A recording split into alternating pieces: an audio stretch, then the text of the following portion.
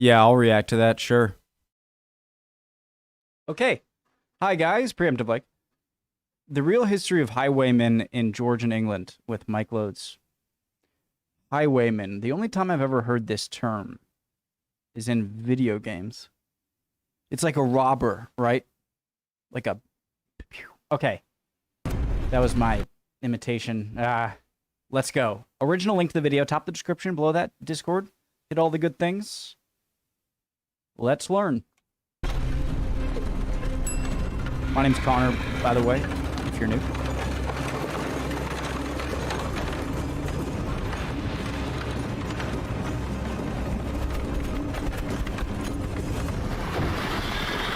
Stand and deliver.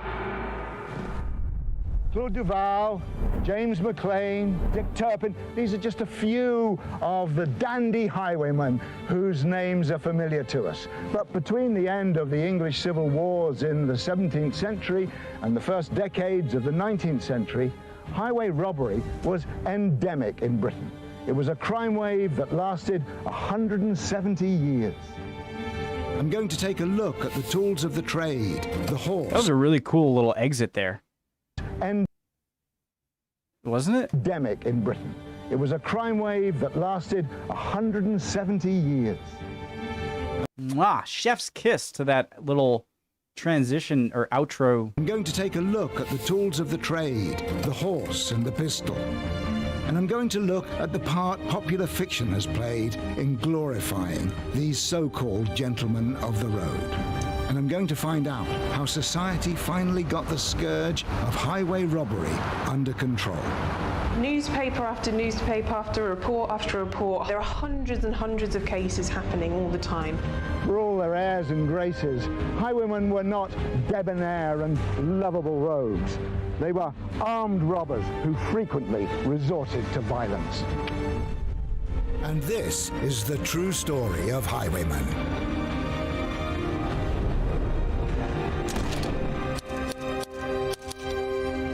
A+ on that intro. That was really good.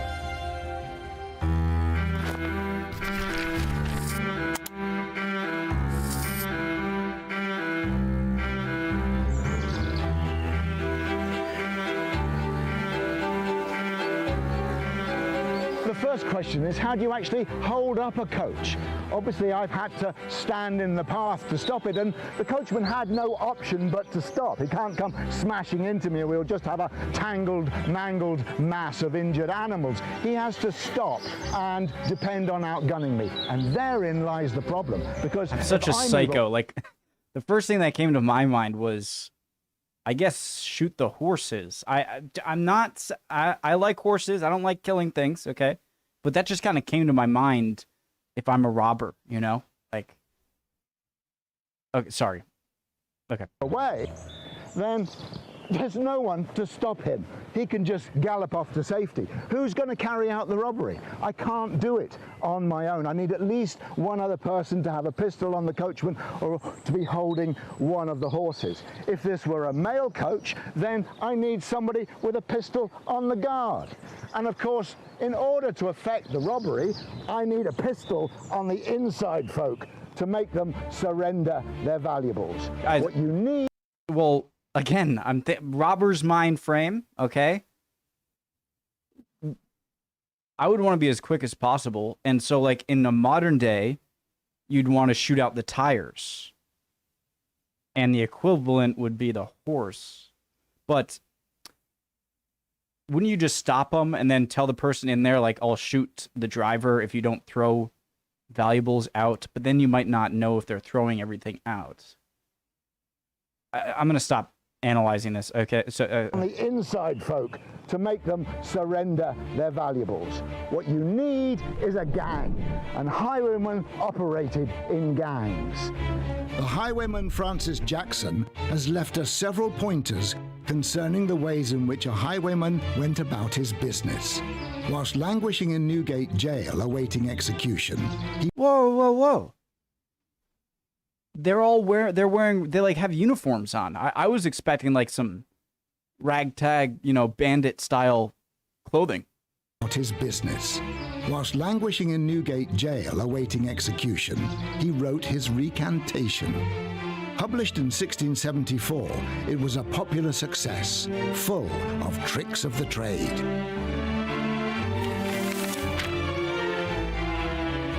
Kind of want to read that. One of his tips was to put pebbles in the mouth to disguise the voice. He also said that highwaymen should have a large selection of wigs and beards and occasionally use an eye patch. He also confirmed that highwaymen worked in gangs. He said that new members of the I've thought about this before, okay? Like, if you're watching stuff on TV, all right, we all theorize this, all right? Don't act like I'm the crazy. I guess I'm projecting here. But if I were going to perform a robbery where I know I'm going to be likely be on camera, well, you got to plan ahead and be like, rather than like commit the robbery and then, oh God, I have to make myself look different and like give yourself a black eye and shave your head or your beard or something. Like a beard would be great if you commit the robbery with a beard and then shave your beard. Like then you're, but then people around you might be like, yeah, he usually has a beard. But I'd want to make myself different looking in preparation of the robbery rather than commit the robbery or whatever crime and then try and cover like, oh God, I got to look different. Anyways, the pebbles in the mouth idea was pretty interesting. that highwaymen worked in gangs. He said that new members of the gang had to swear an oath to say that if caught, they would stay silent. Jackson also gave a tip to travellers, saying, don't travel on a Sunday. Highwaymen like to operate on a Sunday. The roads are quieter. It's great for highwaymen. Local parishes were required to compensate travellers who were robbed by highwaymen on their roads. However, that law didn't apply on a Sunday, and so on a Sunday, local law enforcement took the day off. One of Jackson's other ruses was that he would ride up to a group of travellers, and if he identified there was somebody among them who wasn't really part of the group but had joined them for safety, he'd sidle up to that person and say, I know these men. I overheard them talking in the inn last night. You should hang back with me. I'll look after you. And he would win the confidence of this person and get him to hold back. Then a little way down the road, his associates would ambush them. And they'd rehearsed a mock fight, and they would fight, and Jackson would sword fight with them, and pistol shots would go off, and the accomplices would win, and Jackson would say to his new companion, they've got us, we're going to have to surrender our money and hand over everything, which they did. And of course then later Jackson would meet up with his accomplices and pocket all the money. Highwaymen had all the false charm of a confidence trickster, as well as having the pretensions of a gentleman. The dandy? Isn't dandy like a...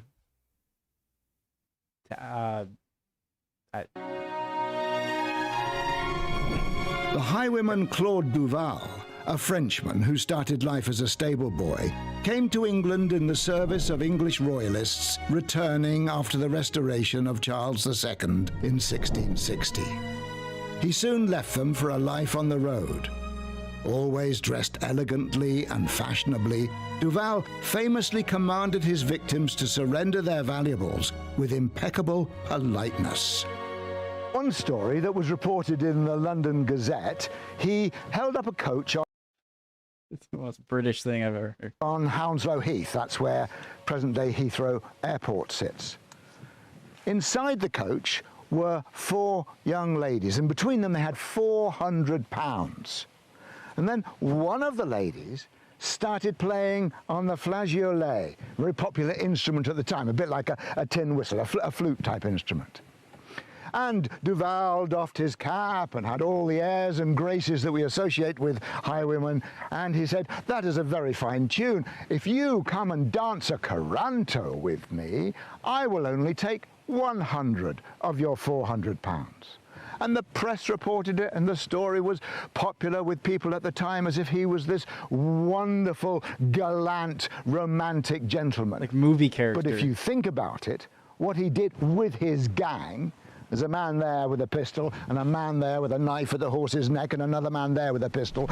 He forced a young woman to come out and dance with him at gunpoint. That is not the action of a hero. That is the action of a sadist. That is an act of terror. Even so, But he did it with flash, okay? Like, if you're gonna be a Jesus.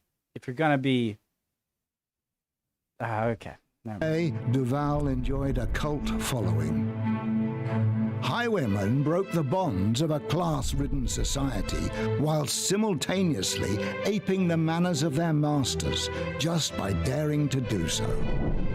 To an admiring public, highwaymen had the courage to escape the drudgery, misery, and injustice that was the lot of most people. To their victims, highwaymen were common thieves who frequently inflicted grievous bodily harm.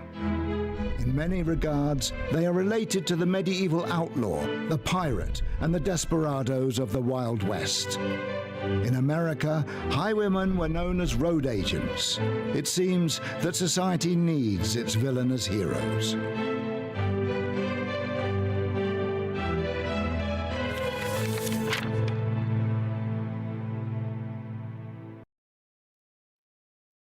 I guess maybe there's some... So why do we like those people? You know, like, why do we like kind of like a respect for people who look around and say, well, screw this, and like unapologetically just go against the law, I guess is appealing to a lot of people? Or little psychology, sociology thing there? I don't know.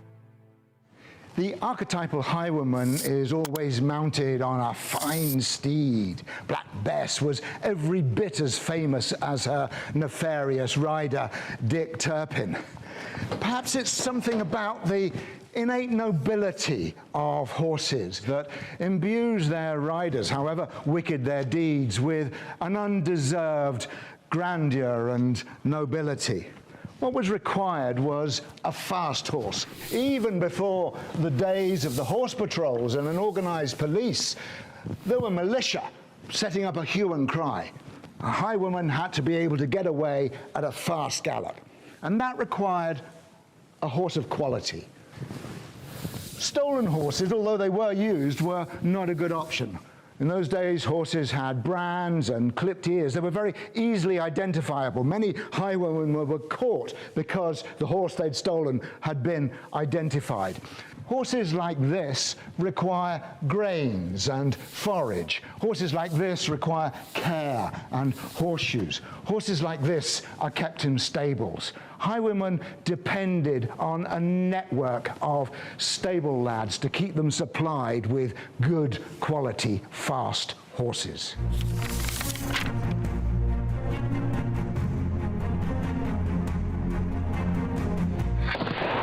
Jeez.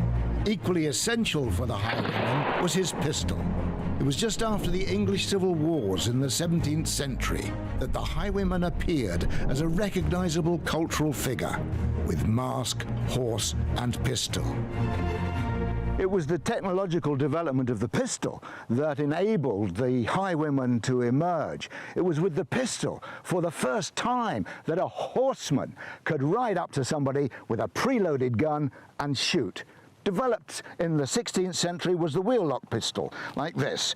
This would be wound up with a spanner, clockwork mechanism. You pull the trigger, that spins around, creating a spark with this iron pyrites. Oh, cool. It was ingenious, it was effective, but it was also a little bit slow and cumbersome and not hugely reliable.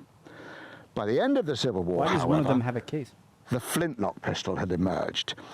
Much lighter, much more compact, and much more reliable. You put the charge and the ball down there and ram it in, and then you bring it to half cock, and you put some priming powder in the pan, like that. This is called the frizzen. It's a steel plate. You close that and bring it to full cock. When this flint strikes the frizzen, it will create sparks. Ignore me, Full please. cock. When this flint strikes the frizzen, it will create sparks. And those sparks ignite the charge, and the gun goes back.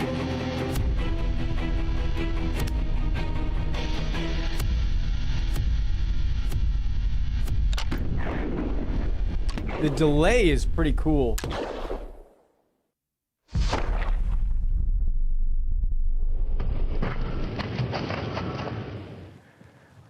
And pistols, of course, came in many shapes, sizes, and prices. But none of that was a problem for the highwayman because mostly they'd be stolen. He would have holster pistols like this. So a pistol that can go into a holster, worn in front of your saddle. You could get at least 4 of these slung in front of your saddle.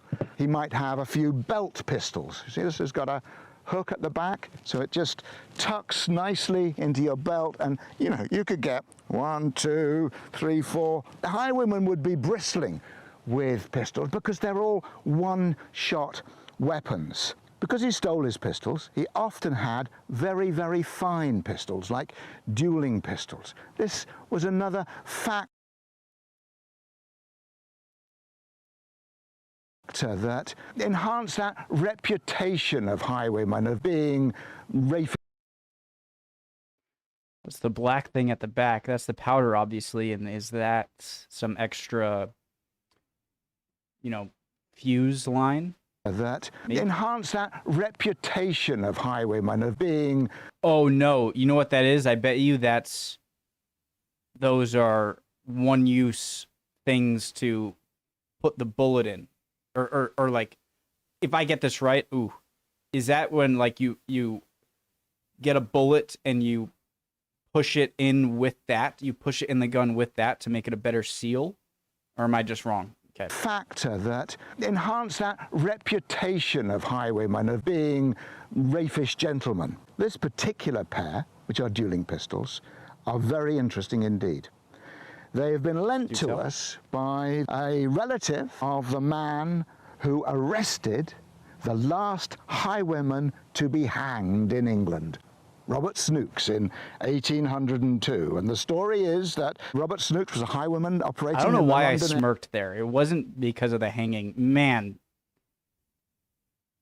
I have probably seen like a psycho many times during this video. 1802. And the story is that Robert Snooks was a highwayman operating in the London area in Hertfordshire. He fled up north to Yorkshire, and the relative of the man who owns these arrested him and confiscated these pistols. Snooks was sent back to where he'd committed his crime, to Boxmoor, just outside Berkhamsted, and hanged. But on his way to the gallows, there was a thronging, jostling crowd, and Snooks turned to the crowd and said, "There's no need to hurry. The fun can't start until I get there." It was the quintessential piece of gallows humor.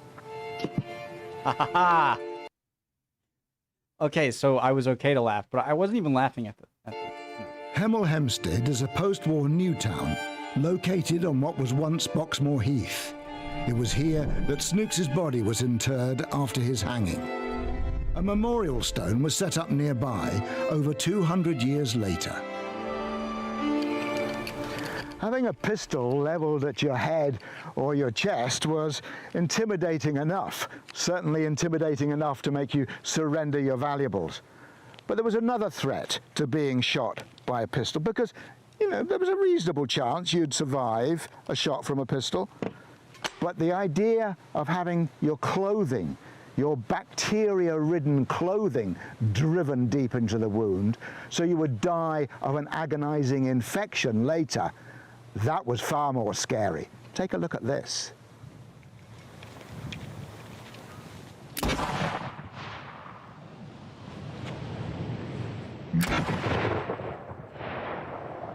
Look at this. You can see how this has gone in. Doesn't look very much, but if we untie the bag, if we take the bag down, if I look at that, you can see fibers have gone deep into the wound. That's the... So is it because it's like an organic material or a... Jesus, this is bright. I have to turn my...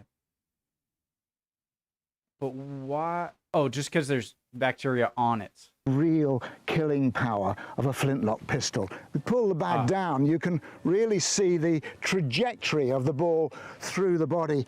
And all the way at the back here, my goodness, right at the back here, there's actually more. I can get my finger in. There's actually more fibers this deep into the body. It means the ball's gone right through. So it was sitting at this angle. It should be over here somewhere. And in fact, there it is. No and that way. is the other aspect of a flintlock ball. No, I mean, of course he did. It just seems so. And in fact, there it is. And that is the other aspect of a flintlock ball. You get this extremely unpleasant, jagged lead ball inside the body. This is a weapon to be feared.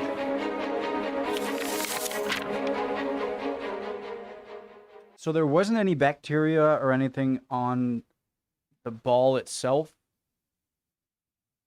but there is some on the clothes. That's interesting to me. Very cool video. Love History Hit. Mike Loads, he's a great, host, presenter here.